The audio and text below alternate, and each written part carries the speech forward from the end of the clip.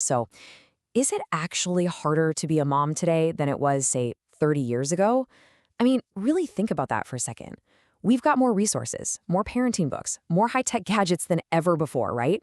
But at the exact same time, parenting has somehow turned into this wild, competitive sport happening live 24/7 right on our screens. So, how on earth do we actually navigate this? Well, welcome to this explainer. I am so pumped to have you here because today we are taking a deep dive into the beautiful, messy, and honestly, sometimes totally overwhelming chaos of raising kids today. We're going to break down some seriously insightful source material. We're talking everything from medical advice and clever DIY hacks to real-life anecdotes and expert interviews, all to help us wrap our heads around the modern parenting landscape. So, if you're a focused learner ready to untangle the everyday complexities of modern motherhood, you are absolutely in the right place. Okay, so here's our roadmap for today. We'll kick things off with number 1, hacks for the bump. Then, number 2, fun pregnancy announcements. Number 3, we're going to unpack the modern mom problem, followed by number 4, escaping the comparison trap.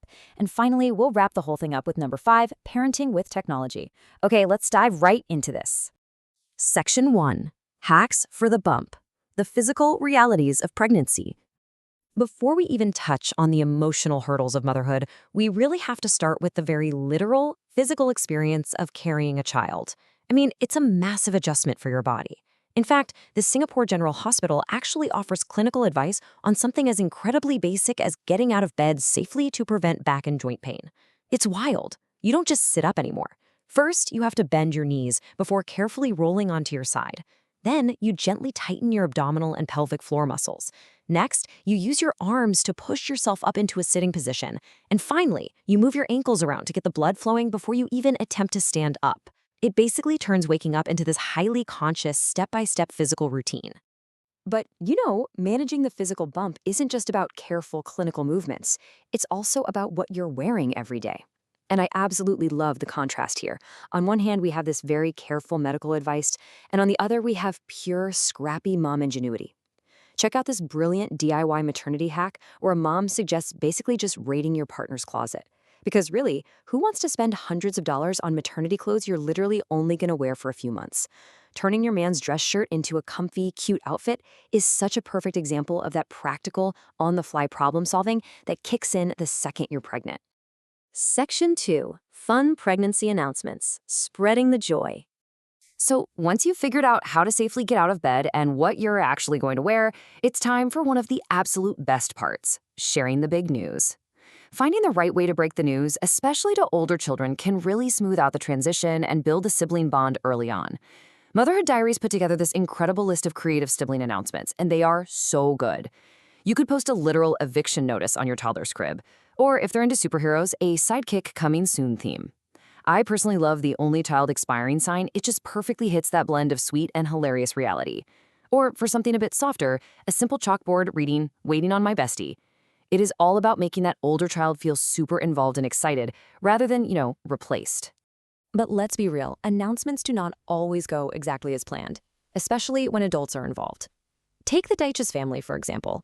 They attempted to announce their pregnancy to the grandparents using a game called the Whisper Challenge. Basically, they put these heavy, noise-canceling headphones on the grandma, and the mom mouthed the words, "You're getting your 10th grandchild." Grandma's enthusiastic guess? "Your favorite chocolate." I'm not kidding. It took several hilarious attempts and completely derailed guesses, like a new blue shirt, before the actual message finally landed. It is such a wonderful, relatable reminder that amidst all our perfect planning, the sheer chaos of family communication is always going to shine through. Section 3, the modern mom problem. Diving into the deep end. Let's move to this and see how it builds on what we just discussed.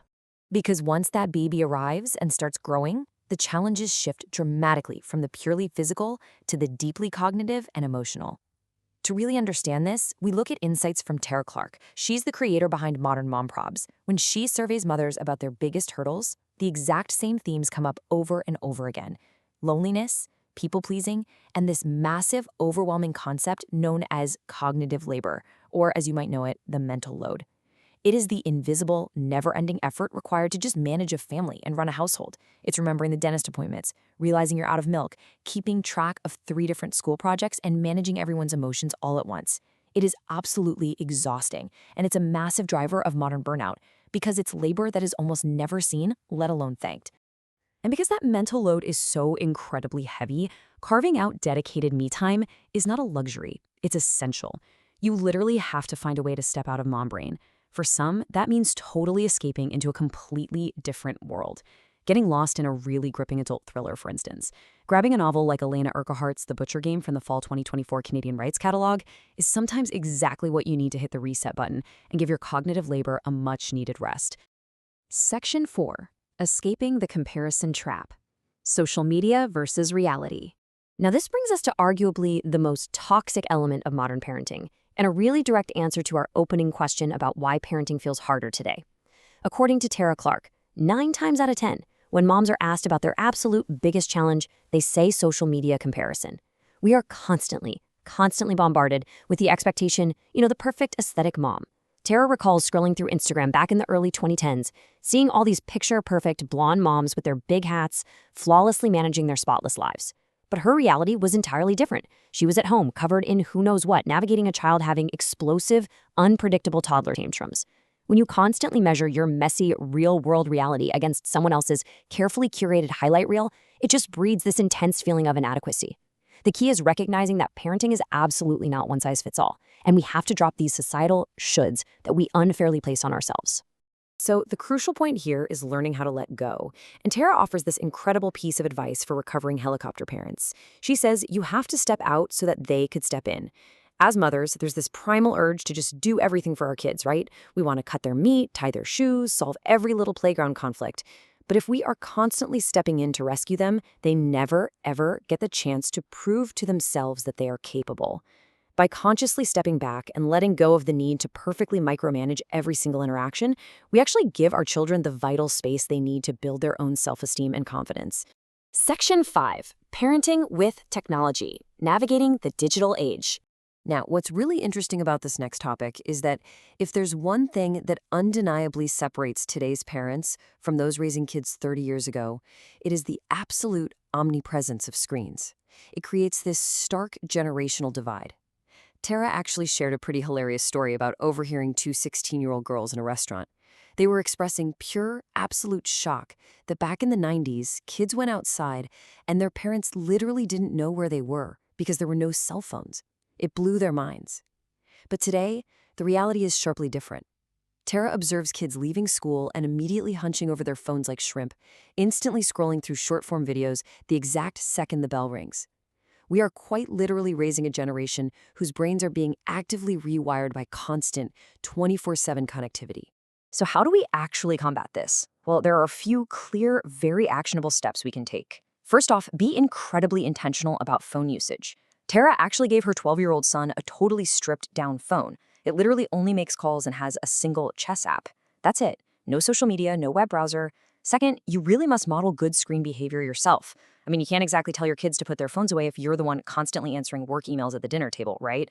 And finally, and perhaps most importantly for all my fellow people pleasers out there, remember that the word no is a complete sentence. You do not have to say yes to every single app, every new group chat, or every piece of trendy technology just because it feels like all the other parents are doing it.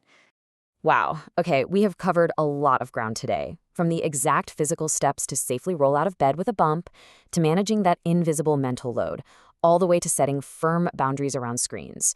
Modern motherhood is undeniably complex, but here's the thing. You have the power to define it for yourself. So I want to leave you with this final, empowering question to think about. What shoulds are you going to let go of today?